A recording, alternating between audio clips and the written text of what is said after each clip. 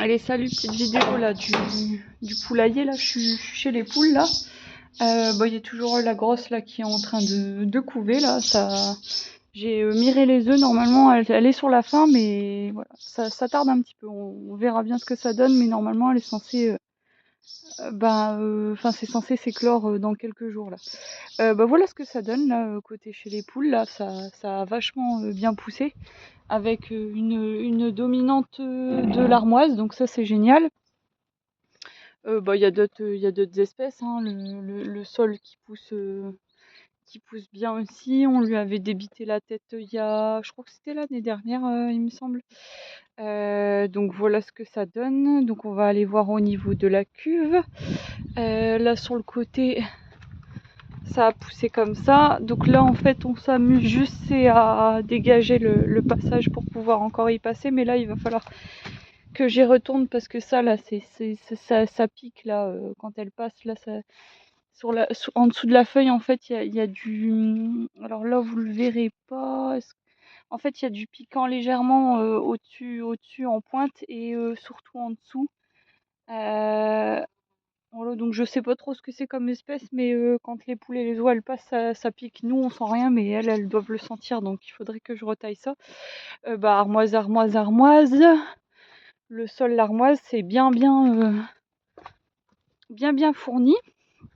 On a du mal, d'ailleurs, il faut qu'on y aille hein, pour. Alors, on fait pas vraiment de la taille par ici, on fait plus de la cueillette, comme je l'ai déjà dit. Donc, en fait, on vient raccourcir tout pour voir clair.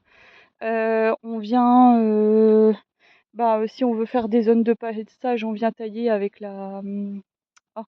avec un sécateur et un ciseau. Un ciseau, je sais même pas comment ça s'appelle, mais c'est un ciseau pour tailler les bouts d'arbres là qui sont pas trop épais. Il y a les chèvres juste là. Hop.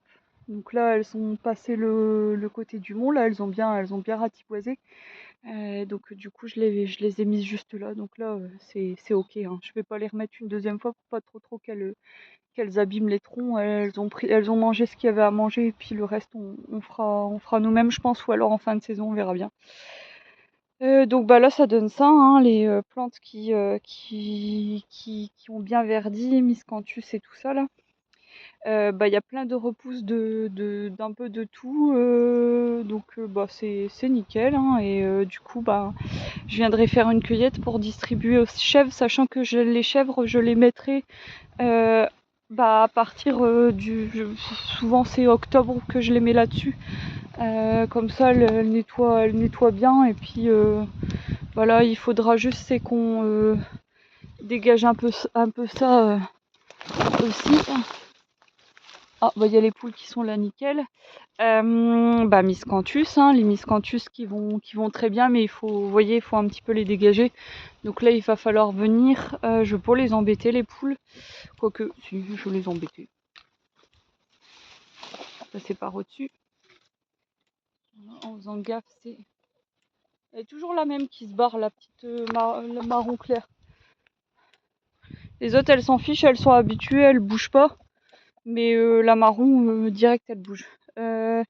Voilà, lui il était en train de crever dans la pâture et puis là il commence à reprendre.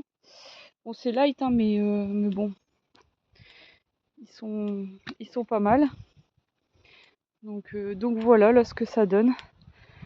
Voilà ce que ça donne de venir entretenir souvent. Alors on a plein d'espèces qui poussent entre deux, mais surtout de l'armoise, et l'armoise c'est nickel. Voilà. Donc il y a une sacrée taille à faire là-dedans. Mais ça va aller. Voilà. Sachant qu'on va pas trop non plus taper dedans parce qu'il faut garder de l'ombre. Hein. Des journées comme là, comme aujourd'hui, on est content d'avoir du vert, d'avoir de l'ombre. Donc je vais vous faire voir vite fait un peu ce qu'elles ont mangé.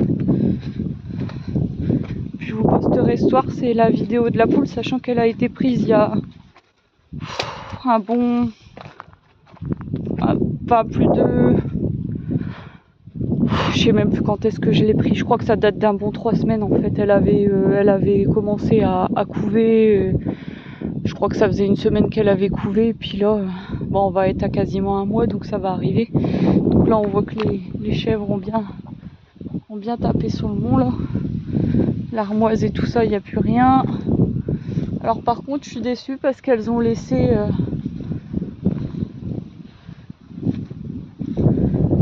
Ça nettoie bien les chèvres quand c'est des arbres et des arbustes.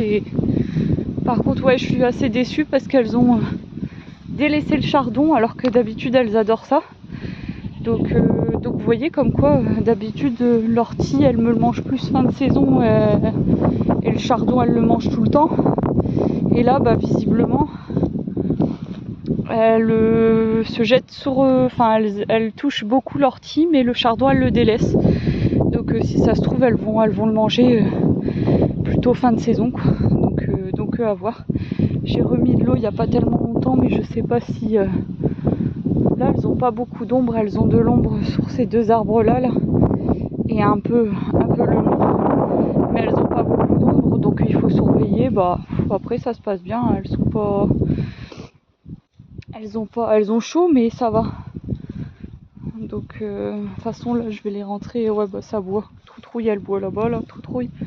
La grosse baleine. Il y en a encore. Donc voilà. Je ferai certainement quelques vidéos un peu sur tout ce qui est un peu lactation longue et tout ça parce que je vous en ai pas encore parlé mais ça va venir. Et bah là il fait chaud alors je vous avoue que j'ai un petit peu du mal là, j'ai des bouffées de chaleur de ouf et des mal de crâne. Pourtant je bois beaucoup hein, mais bon après j'ai un petit changement hormonal donc c'est dû à ça aussi.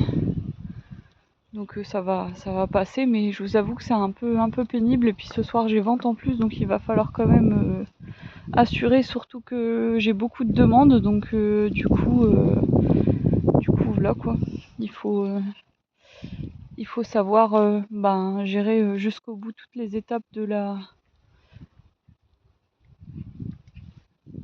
ferme, de l'activité que j'ai choisie. Elles sont belles, j'adore les Lorraines, elles sont magnifiques. Elles sont trop belles. Donc voilà. Ça se passe bien en élevage, ça se passe bien en transfo, j'ai pas de pépins ni de prise ni d'affinage. J'avais eu un petit souci de prise il y a un mois parce que c'était un peu orageux. Donc du coup j'ai rajouté un petit peu plus de ferment, là, le petit lait que je récupère en cuve. J'ai un petit peu rajouté un petit peu plus que d'habitude pour faire en sorte que l'acidité soit un peu plus régulière. Et puis ça a marché, donc parce que des fois c'est l'alimentation qu'il faut surveiller, l'alimentation des chèvres qui est à cadrer, c'est le lait qui est pas assez stable en fait, donc du coup il faut le gérer par rapport à l'alimentation, et quand c'est ça, c'est un peu pénible. Alors que quand c'est juste un problème de bactéries lactiques, il suffit juste de rajouter un peu de ferment. Et puis des fois aussi ça peut être à cause de l'eau du réseau aussi, des problèmes de transfo. Donc voilà, donc j'ai stabilisé ça, ça m'a pris... faut compter 2 jours, hein. Mais voilà. Et ouais, l'affinage RAS, j'arrive pourtant à affiner sans hygrométrie, ce qui est très compliqué, mais j'y arrive. Et l'élevage, tout se passe toujours bien. Franchement, j'ai pas de pépins, donc pourvu que ça dure. Donc voilà. Je vais aller faire mes bons de commande et puis ça fait du bien un petit peu de m'asseoir vite fait. Je sais pas si vous entendez, mais on entend les chèvres manger. Voilà en gros. Bon allez, je vous laisse, à plus.